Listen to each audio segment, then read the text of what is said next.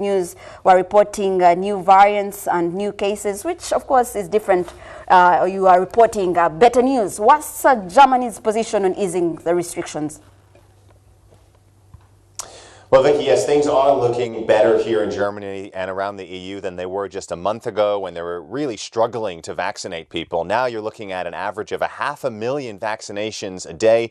In Germany, remember, Germany has a population, an adult population of about 65 million people, 83 million people in total.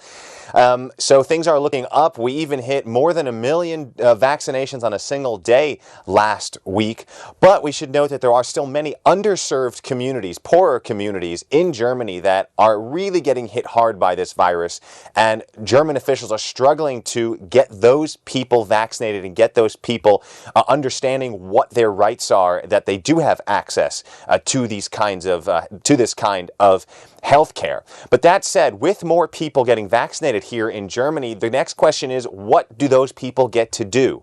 The German government has put forward plans that maybe as soon as this weekend, fully vaccinated people and those who are recently recovered from the virus will be able to go about their lives in public more or less freely. They don't need to prove that they're negative. They don't need to get a test anymore.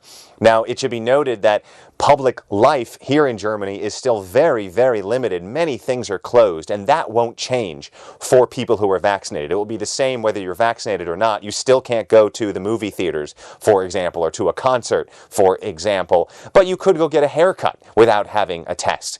That could start, as I said, as soon as this weekend, but of course the German parliament still needs to approve those rules and that relaxation for people who are fully vaccinated or recently recovered.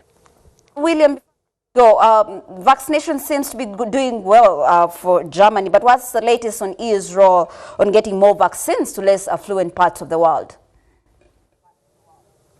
That's right. Of course, there's lots of excitement here about the pace of vaccinations, how well things are going, or better that things are going. But there's also an awareness that the pandemic is not over anywhere until it is over everywhere.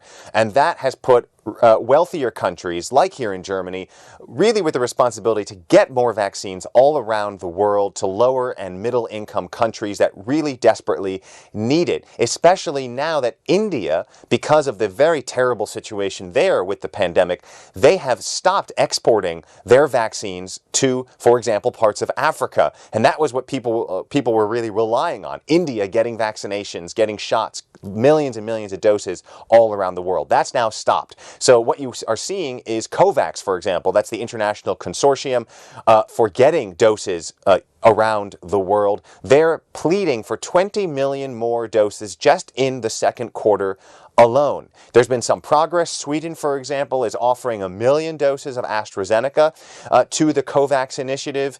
There's been a new deal with Moderna, the pharmaceutical company, one of their vaccines that's been successfully used, to give 500 million doses of their vaccine to COVAX. But that won't start until quarter 4. And as said, the demand for vaccine is needed right now. So you have EU leaders, you have G7 leaders, you have G20 leaders, all getting together to decide how to get vaccine, especially extra doses, because here in the EU we will have extra doses eventually, into the arms of people all around the world. There is one small example. The EU is getting more than 600,000 Pfizer vaccines to the Balkan region in Eastern Europe to help the pandemic and to help the vaccination program there. That's a bit of a competition with China and Russia that's already donated a lot of vaccine.